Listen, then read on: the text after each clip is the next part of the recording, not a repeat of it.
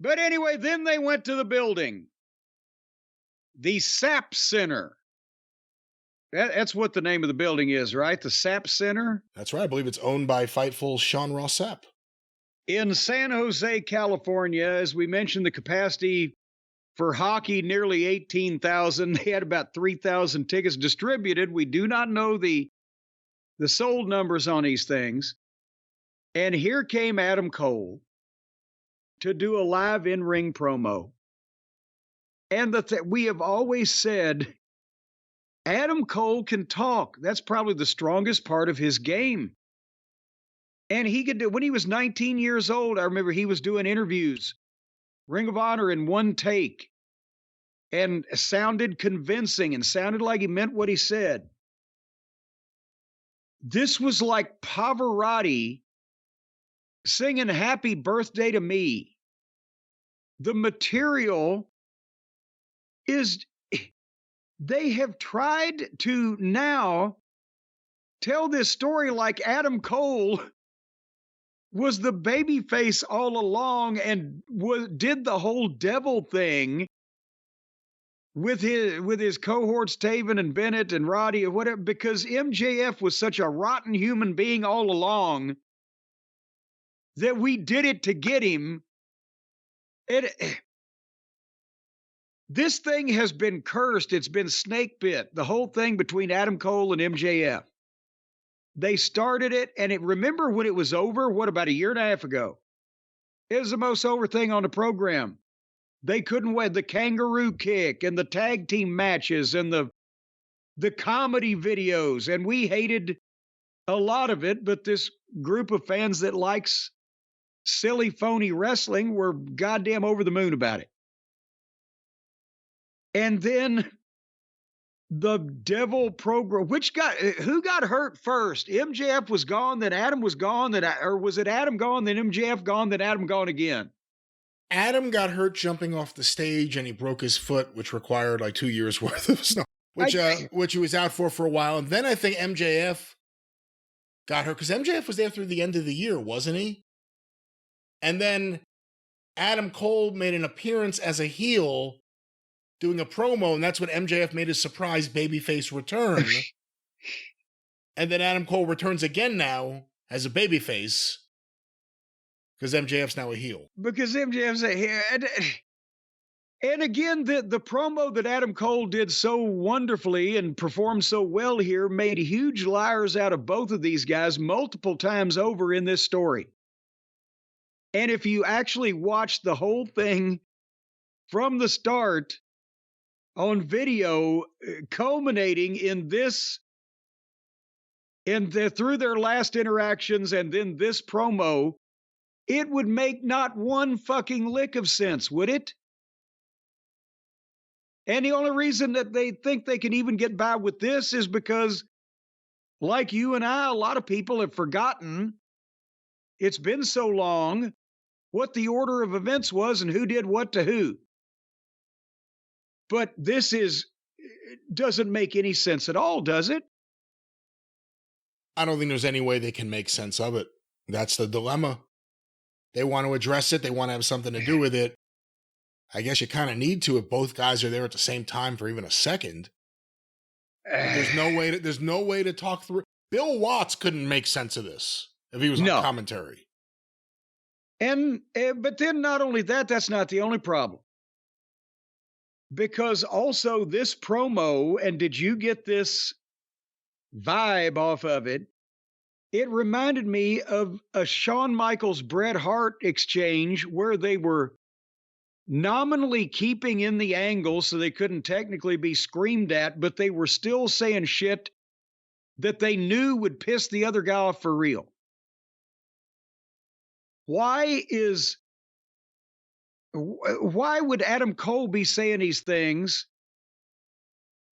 Personal issues draw money, but when you call MJF fake, phony, an insecure little boy who will cry in the corner of his room if you fuck with him on Twitter, and talk about his hair transplant, does that help this issue draw money and be a personal issue? Or does that diminish the guy? And why was he constantly hammering home and putting an exclamation point on, trust me, Max, I'm telling you the truth. Everybody in the locker room hates you. Well, there may be something to that. I don't know. Well, that's the thing. But he was going overboard than if he was trying to convince the fans of it. He was trying to make that point clear to his opponent as a shoot, a la Sunny Days or whatever the case. Yeah, I don't know if Adam Cole and MJF have a problem. I haven't heard that, but there are certainly guys there that are resentful of MJF because he's either at the same age or around the same age as them, but he's accomplished a whole lot more. I mean, it's not just that he's gotten a push. Lots of people in AEW got a push. MJF produced ratings, merch, ticket sales. Look at New York. Look at New York without MJF on that show. But I've and I think there are a lot of guys there, similar age, without naming names, who may have a bit of resentment towards MJF for being successful at his age, you know, and not being at their level. I've never been able to work up being mad at somebody else for being more successful than I am when they were better at something. It's only when some jackoff gets propped up that you get indignant, or should. And I'm sorry, but if all these guys can't see, well, you know, I'm good, but I can't talk like MJF, or I can't have the fucking match MJF can have, but I'll keep trying and I'm still better than most or whatever, then fuck them. Can't handle the fucking truth.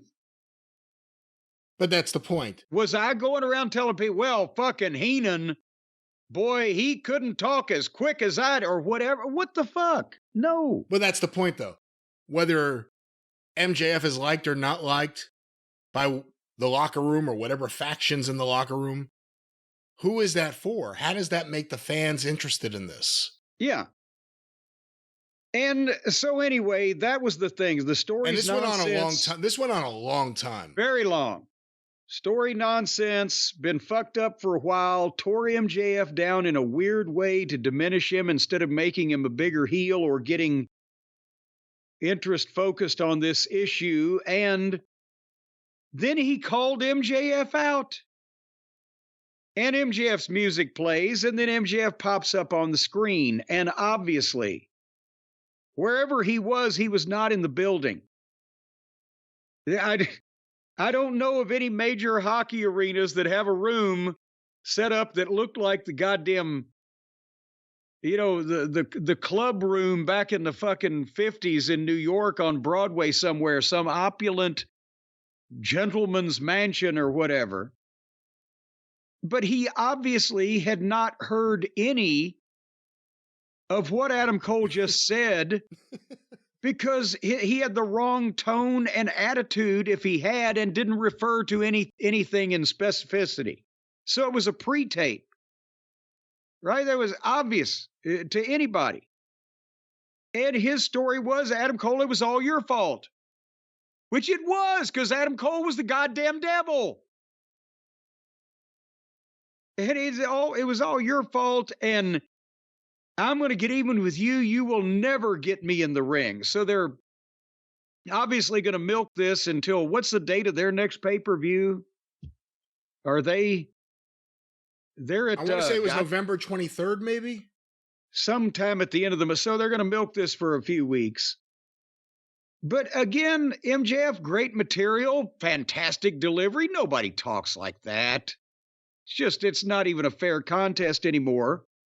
But the story behind it was incoherent to begin with. And then MJF is obviously, that's a tape. He didn't refer to anything.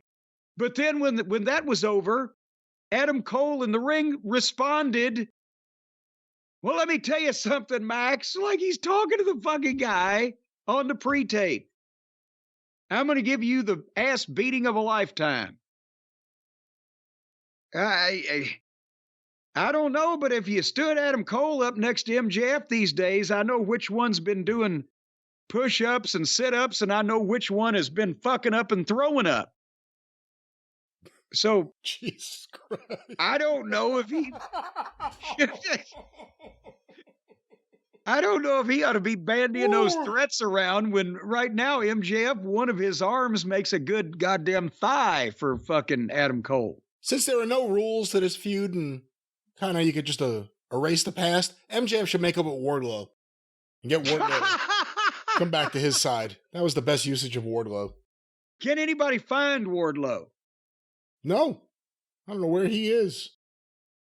So, but and the fans didn't go crazy for the story that Adam Cole told either. They were happy to see him, but when they heard what came out of his mouth, it was more like just, what?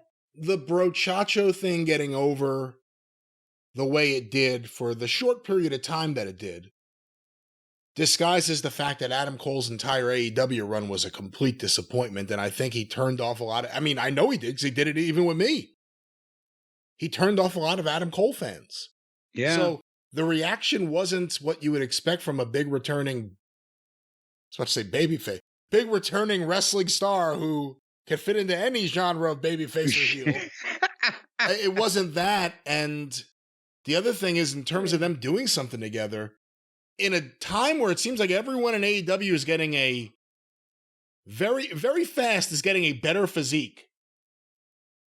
If Adam Cole looks like he used to and doesn't have a tan, for that reason and a variety of others, there's no way he could do something with MJF and MJF doesn't go over, right?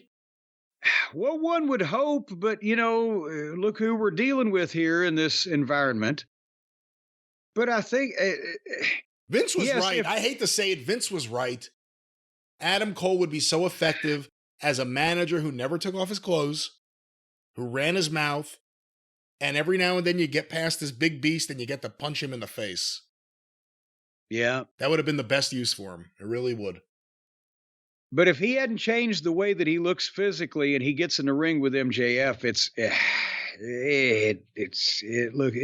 sad.